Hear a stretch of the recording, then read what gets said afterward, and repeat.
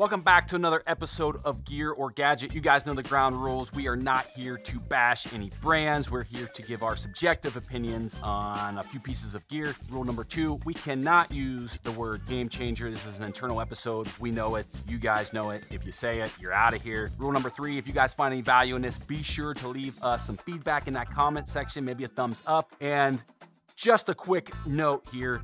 These are 5-minute to-the-point reviews. If you guys want to see a full, detailed, show me, not tell me type review on the specific product, leave some feedback in that comment section and we'll put it on the list.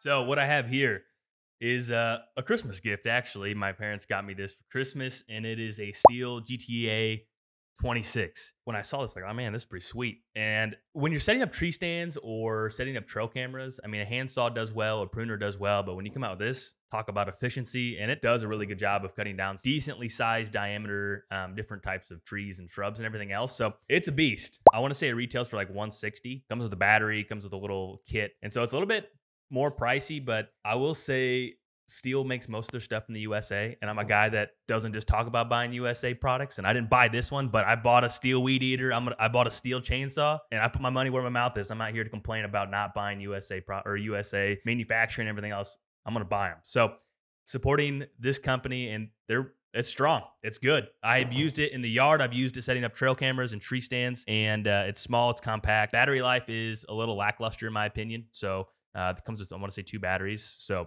make sure you have both of those, but overall, pretty strong product. Couple questions I have.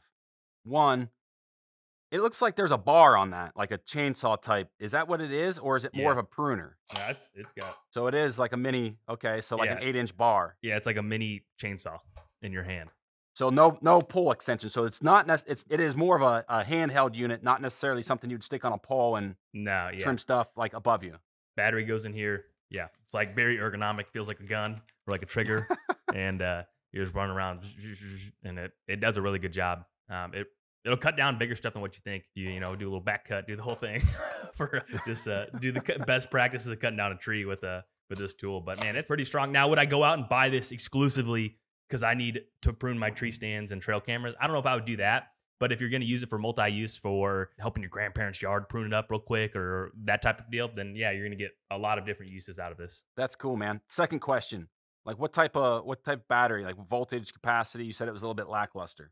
Man, putting me on the spot here. I just know it's about 25 minutes is what the manufacturer says. I bet it's probably a little bit less than that. There's been times where I've been going, it's like, man, it's already out of battery already. So that's something that I think down the road maybe they'll address. But yeah, I've used a battery operated pole saw, and it made me never want to use like a handheld pole saw again. I felt like I was on top of the world with that thing. Just like, it's battery operated, it's super lightweight, and you just cut down whatever you need, right? Super easy. So I'm on board with the battery operated trimming accessories. I probably agree with you. I don't think I'm going to go spend $160 to trim my tree stands out or make sure my trail cameras are clear. But if I had it already, it'd be something that I would take with me. I have zero experience with, I have a pole saw, I have hand saws, zero experience with any type. I run a chainsaw, don't have a steel saw. Man, well, what are you doing? Well, you got some Chinese made chainsaw probably. No, I don't. I think it's not a Husky. I believe it is a Johnson or Johnson Red, something like that. This is Steel family. Steel family, I get it. Made in USA. It seems like a piece of gear. I just don't have any experience with it, but seems like a solid addition to any property manager's arsenal. So what I have today is a trail camera add-on. Kind of looks like a pop can with or actually like a pepper shaker. Looks like a pepper shaker with some coax attached to it. What this is a omnidirectional 4G LTE antenna. So we know with cell cameras, the downside to them is you have to use them where you have service. If service is spotty, they become a giant headache. And I've talked about directional antennas in the past. I do think directional antennas are better than omnidirectional. And just to give you a brief explanation of this, omnidirectional is kind of all-encompassing, 360 degrees. There's no tuning, there's no alignment with these. Where a directional antenna, you basically have an azimuth that you're shooting towards, and you need to kind of play with that to maximize the efficiency. This, You basically hook it up to your SMA fitting on your camera. You mount this up in the air and you have 360 coverage. The downside to this is they are not as efficient as directional antennas. You're just not going to get as many dBi gain or signal gain when you're comparing these to directional.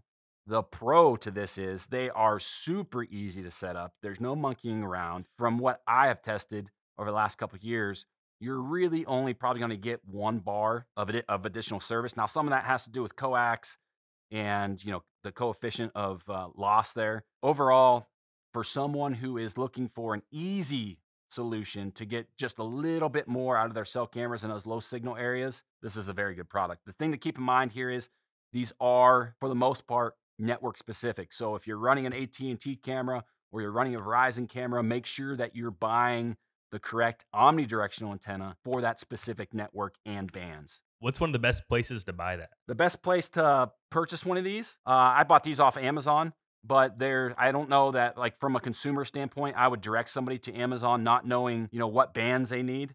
I would look at maybe like a third-party supplier like Wilson Antennas or Wilson Amplifiers.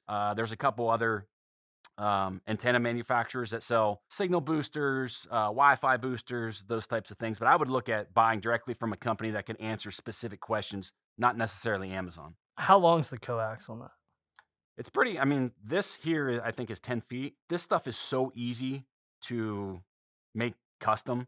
You could just go out and get a whatever length of RG58. That's kind of the standard coax used. And then you could get a crimping tool and the SMA fitting for like 10, 12 bucks. And you can make these things 20 feet long if you want. Now, what I will say to that is you want to get these things up in the air, obviously, especially if there's any type of elevation change or any kind of mass or obstruction, like buildings, those types of things. So getting above that definitely helps. But I think for the most part, being in the woods with elevation change, 10 feet, man, being 10 feet above a camera, it doesn't sound like a lot, but when you're hanging your cameras 8 to 10 feet off the ground already, dude, you're 20 feet in the air real quick. So just keep that in mind. I think with 10 feet, you can get, in most cases, where you need to be. Does the length of the cord determine the strength?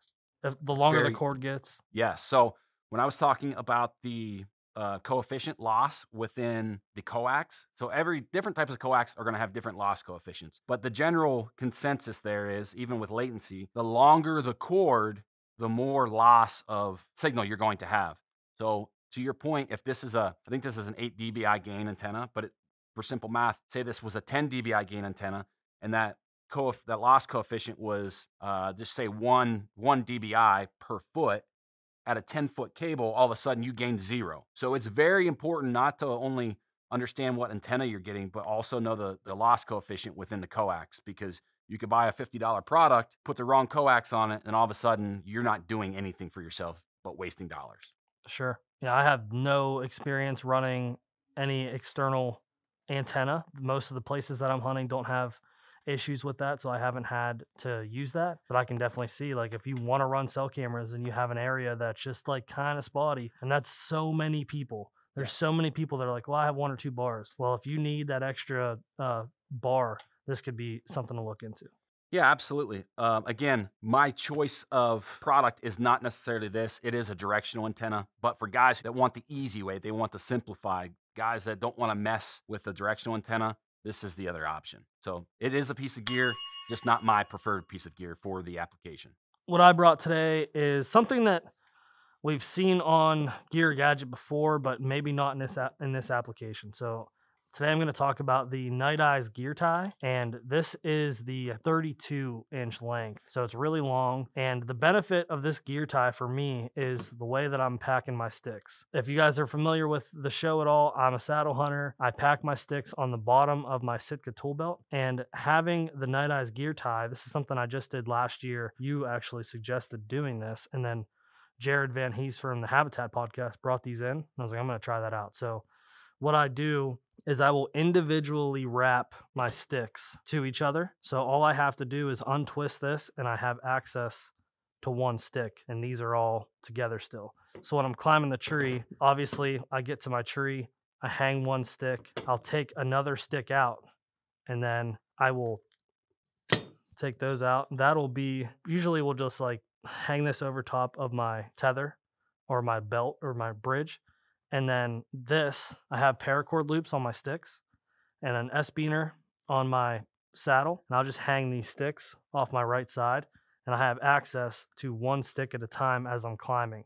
So I don't have to have one stick on my right side, one stick on my left side, getting in the way of my lineman's belt. You could even do this individually from the bottom of the pack if you have a pack that will allow you to do that. For me, I like to get one stick out and only hang 2 of these from me. But if you hang these upside down in your pack, and you have these individually wrapped beneath it, you can untwist one of them, reach down, hang it, and you have the 3 on your pack, and you never even have to take your pack off to climb the tree. So makes my setup really efficient. They're I mean, they don't make any noise. They're rubber. And then if you silence your sticks up a little bit, when you release the sticks, they make absolutely 0 noise. And I think they cost like, I don't know, $18 for 6 of them. Pretty cheap. And they have way more uses than just this. So for me, gear tie for your climbing sticks, piece of gear.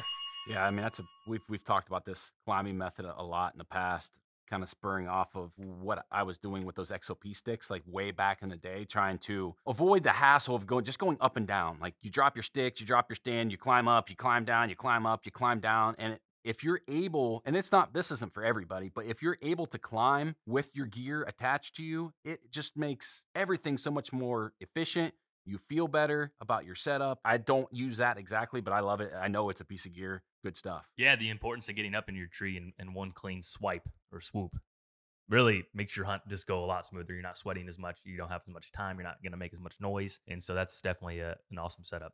Yeah, the one thing, everybody's different, but there are times where, like last year in Kansas, mentally, when you go into a set and you're trying to get set up and it doesn't go as planned and you have to make a couple trips up and down a tree because of a limb or the tree's leaning or whatever the case is, you drop something or you have everything at the base of the tree, my mentality changes towards that sit. Like when I get in clean and nice, efficient set, I just feel better about the entire hunt. But in reality, it doesn't matter if you don't bust the deer you're in. It's just more of a mental thing.